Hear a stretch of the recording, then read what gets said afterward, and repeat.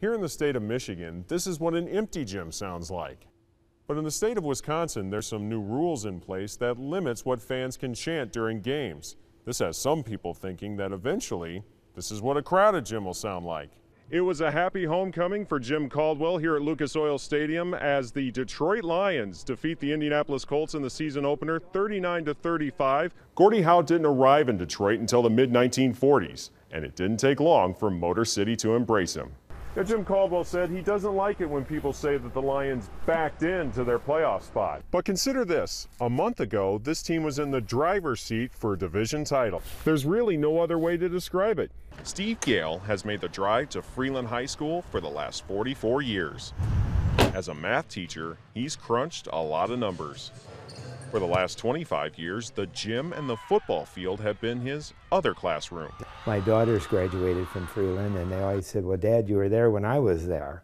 So I knew it's been quite a few years. And it's not game night. Let's go Freeland! Until his voice fills the gym. Good evening, ladies and gentlemen. Welcome to Freeland High School. Since 1992, Steve has been the school's public address announcer. Caden Blanchard. It started as a favor. Came up to me and said, hey, would you consider being our announcer? And I thought, I think I can do that. Now he has the best seat in the house. From the school's elite to the championship teams, Steve has seen it all. Since getting behind the mic, he's missed only one game. How many games have you seen from this spot? Oh, wow. It must be 500 at the varsity level and the same at JV level, so at least 1,000 games. Even at age 70, his wife Susan says he won't be stopping anytime soon. And I think they'll have to carry him out someday. He'll be there till the end. It's a chance to keep rooting for the hometown kids. Freeland's an awesome community, and we have a great group of kids here. I always say they're not perfect, but they're darn good. While getting to say that signature farewell that everyone has memorized. It's Friday night. You don't have to go home, but you can't stay here. Good night. Enjoy your weekend. Expectations are high for Vassar High School senior Tyler Humpert. I hope to get us another conference championship for sure and take us as far as we've ever been. And this team has a special formula for success. As it turns out, it's full of bookworms.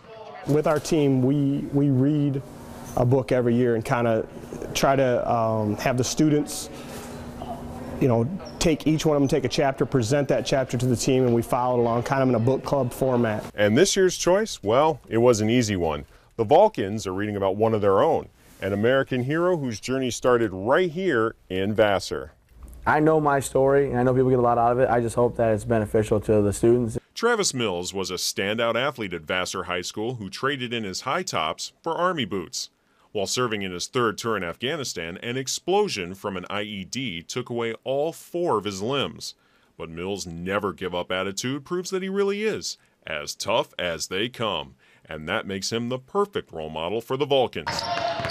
For me, it means don't take any plays off, just leave it all out there. If he can do it for our country, then I can do it for my basketball team. This story is brought to you by the letter H, because here at Holly High School in Holly, Michigan, and it's all about the H. You don't have to look far to find one. They wear it with pride. They walk on it every hour in the hallway. This one right here, it used to be part of the hardwood. And if you turn to the right, you'll see the school's Hall of Fame. There's a lot of history in that hollowed corridor. There's little doubt you are in Bronco country. Okay, hold on a second. This spells Broncos? What is this H doing here? And who the H put it here? In 1945, Bruce Dreyer, along with his fellow student council members, decided that it would be important that we have a nickname. So what do they call you guys?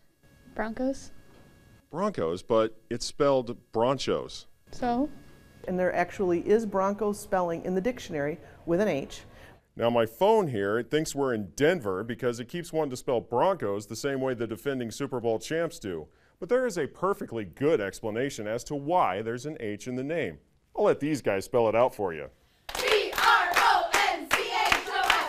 Broncos, Holly Broncos, let's go! It's because when you sing a little fight song ditty, B-R-O-N-C-H-O-S, it just flows better with an H than without an H. Bruce Dreyer wanted something unique when he was looking for his school's nickname. Well, what he came up with has been turning heads even in this town for decades. The Holly Bronchos. I think it sounds a lot like nachos. They always say it's Bronchos, and I always have to correct them, but it's kind of funny.